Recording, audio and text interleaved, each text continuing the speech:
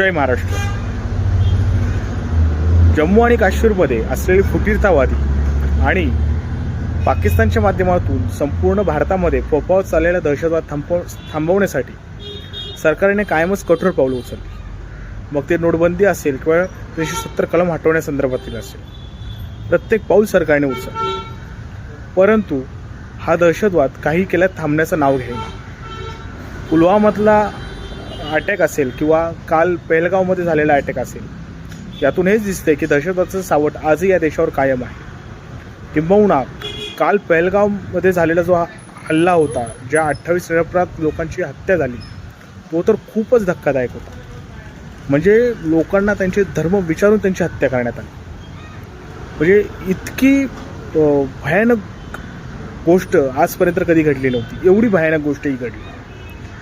आता वेळ आली आहे या हल्लेखोरांना, या दहशतवाद्यांना जसंच तसं उत्तर देण्याची. आणि त्या संदर्भात सरकार जे काही पाऊल उचलले, त्या प्रत्येक पाऊलामध्ये नागरिक म्हणून आपण सर्वच जण सरकारसोबत राहिलं पाहिजे. म्हणजे ह्या सगळ्या दहशतवादाचा मूळ अड्डा आहे पाकिस्तान. आणि आता सरकारने या पाकिस्तान विरोधातच पाऊलं उचलली पाहिजे. ज्या पद्धतीने इंदिरा गांधींनी पाकिस्तानचे 2 तुकडे केले होते, त्याच पद्धतीने आता या पाकिस्तानला जगाच्या नकाशातून नष्ट करण्याची वेळ आलेली आहे. त्याशिवाय या सगळ्या गोष्टी थांबणार नाही.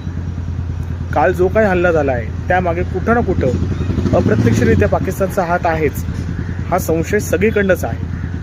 आणि त्यामुळेच पाकिस्तानला निस्तरभूत केल्याशिवाय भारतावर असलेले दहशतवादाचं फूट हे सावट कधीही संपणार नाही.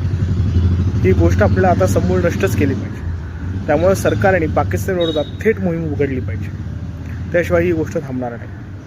पाकिस्ताननी आपल्या देशामधील जे एक धार्मिक सलोखा आहे, ते वातावरण बिघडवण्याचं पुरेपूर काम चालू केलेलं आहे. हेच कालच्या हल्ल्यातून दिसून येतं, ज्या पद्धतीने कालचा तो हल्ला झालेला आहे. त्याच्यामुळे या सगळ्या गोष्टीला चोख प्रत्युत्तर देण्याची वेळ आता आलेली आहे. आपल्यामध्ये ज्याच काही चुका घडल्या असतील, त्या चुकांवर आपण नंतर विचारमंथन करू शकतो, नंतर निर्णय घेऊ शकतो. पण पहिल्यांदा पाकिस्तानला धडा शिकवणं गरजेचं आहे. आणि त्यामुळंच ज्या पद्धतीने इंदिरा गांधींनी पाकिस्तानचे 2 तुकडे केले होते, त्याच पद्धतीने आता पंतप्रधान नरेंद्र मोदी आणि गृहमंत्री अमित शाह यांनी पाकिस्तानला समूळ नष्ट केले पाहिजे. त्याशिवाय हा दहशतवाद संपणार नाही. जय महाराष्ट्र.